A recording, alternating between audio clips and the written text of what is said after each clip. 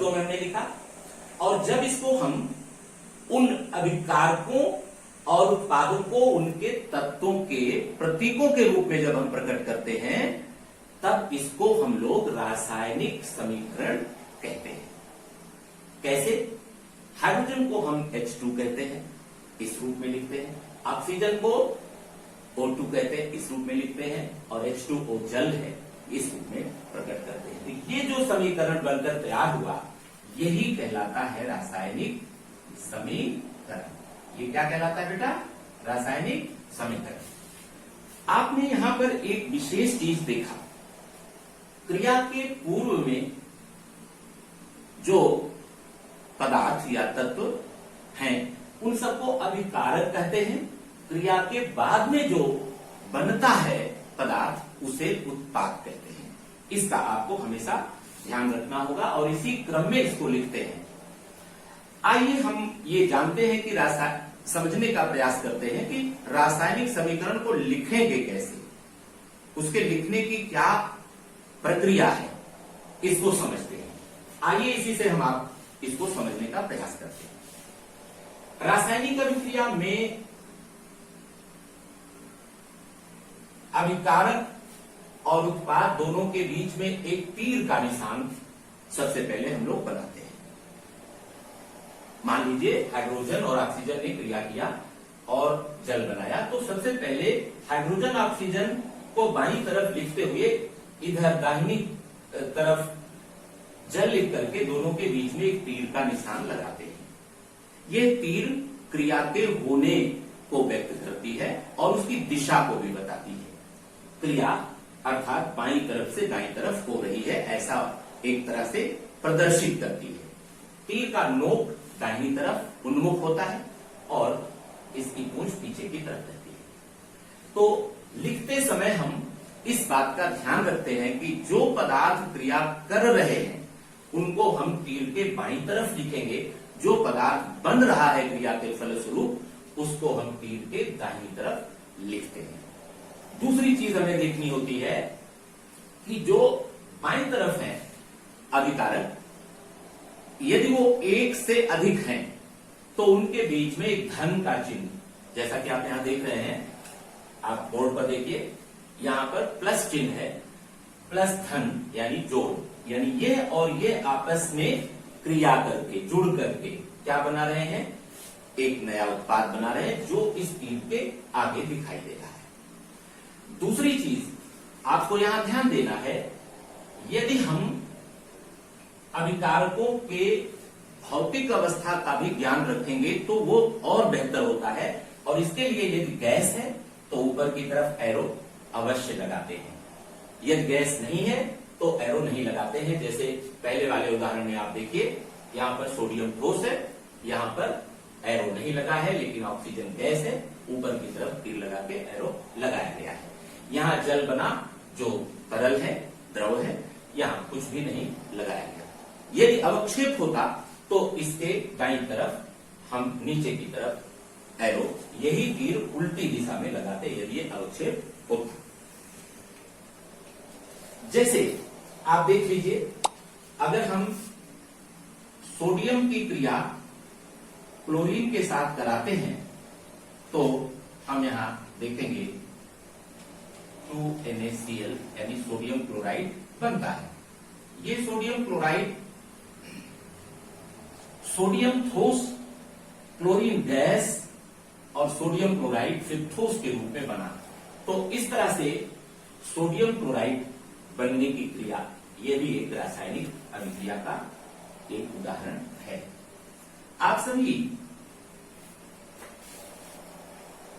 लिखने की विभिन्न प्रक्रियाओं को जब आप समझते हैं तो उसमें कुछ चीजें आपको इस तरह भी लिखनी होती है। जैसे मान लीजिए सोडियम क्लोराइड हुआ, सोडियम क्लोराइड यानी NaCl और प्लस AgNO3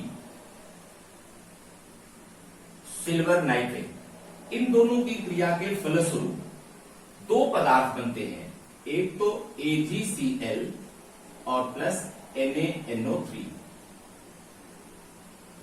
तो अब आप यहाँ पे देखिए AgCl अवक्षेप है, इसके सामने यहाँ पर तीर नीचे की तरफ लगेगा और ये सफेद सफेद दही जैसा दिखता है। आप सभी यहाँ पर तीसरे उदाहरण में देख रहे हैं कि अभिकर्मक 2 हैं, उत्पाद भी 2 बने। अभी तक के उदाहरण में उत्पाद 1 बन रहे थे, यहां मैंने जानबूझकर ये उदाहरण आपको दिया कि कोई आवश्यक नहीं है कि उत्पाद 1 ही बनेगा, 1 से अधिक भी बन सकता है और उसकी अवस्थाओं में भी परिवर्तन हो सकता है। तो इस प्रकार से आप समीकरण को अच्छी प्रकार से लिख सकते हैं। रासायनिक समीकरण को, रासायनिक समीकरण लिखते समय आपको उसे संतुलित करने की भी आवश्यकता होती है। क्यों होती है? कोई बच्चा बताए, सोचिए क्यों होती है।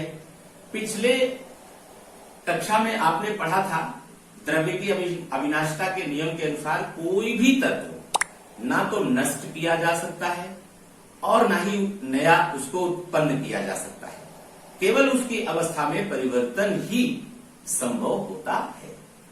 और इसी नियम को आधार मान करके किसी भी रासायनिक अभिक्रिया में हमेशा इस बात की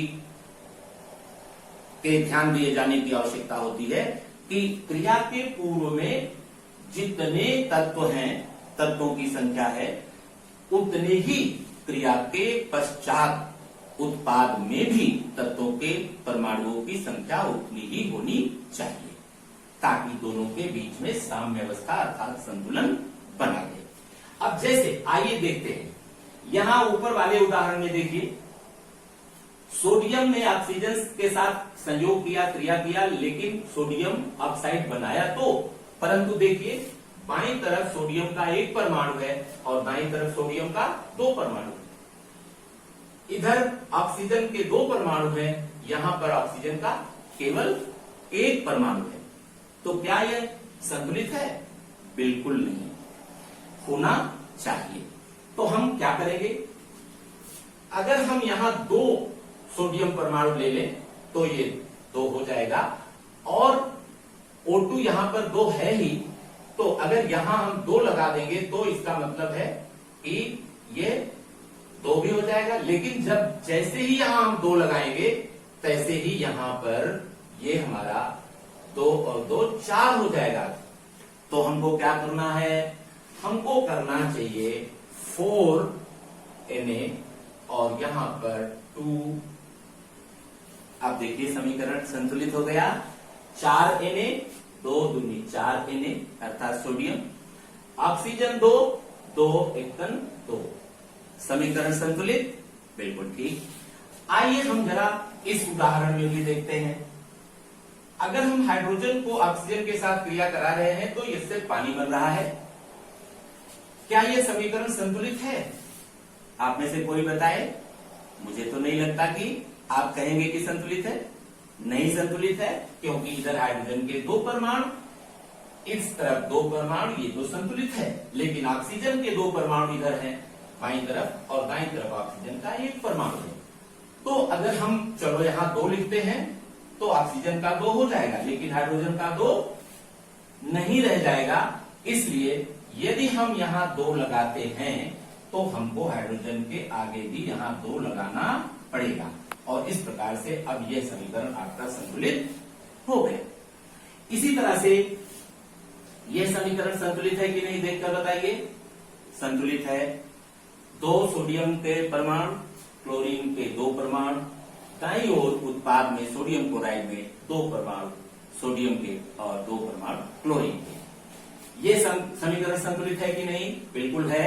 आप देखिए, सोडियम का 1 परमाणु, दाईं तरफ सोडियम का 1 परमाणु, इधर क्लोरीन का 1 परमाणु, इधर क्लोरीन का 1 परमाणु, इधर सिल्वर का 1 परमाणु, इधर सिल्वर का 1 परमाणु, इधर नाइट्रोजन का 1 परमाणु, इधर नाइट्रोजन का 1 परमाणु, इधर ऑक्सीजन के 3 परमाणु, इधर ऑक्सीजन के 3 परमाणु। इस तरह से ये समीकरण भी संतुलित है। मैं समझता हूं कि आज की क्लास यहीं पर समाप्त की जाए। आप सभी को रासायनिक अभिक्रियाएं और रासायनिक समीकरण कैसे लिखेंगे, कैसे संतुलित करेंगे, अच्छी तरह से समझ में आ गया होगा। यदि अब भी आपको कोई कठिनाई हो कहीं पर भी कोई प्रश्न हल करने में आपको परेशानी हो तो कृपया मेरा मोबाइल नंबर नोट कर लें। मेरा मोबाइल नंबर है 73, मैं यहां लिख देता हूं 7376619822 7376619822 ये मेरा व्हाट्सएप नंबर है। आप इस पर क्वेश्चंस पूछ सकते हैं, आप अपनी शंका का समाधान कर सकते हैं। कल फिर हम आपसे बात करेंगे, तब तक के लिए आप स्वस्थ रहें, प्रसन्न रहें और अपना अध्ययन जारी रखें। धन्यवाद।